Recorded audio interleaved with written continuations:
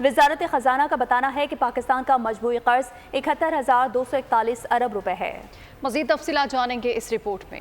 پاک سرزمین کا بچہ قرضوں میں ڈوبا ہوا۔ پاکستانیوں، تمہیں پتا ہے اس ملک پر کتنا قرضہ ہے؟ 71,241 ارب۔ اس میں 8,365 ارب کا اضافہ بھی ہوا۔ ہر شہری 2,95,000 روپے کا مقروض ہوا۔ وزارت خزانہ کی رپورٹ میں پتا ہے کیا ہے؟ مالی سال 2022 اور 23 میں قرض 62,881 ارب روپے تھا۔ سرکاری پرچے بتا رہے ہیں کہ مجموعی قرض جی ڈی پی کے 67.2% کے برابر پہنچ گیا۔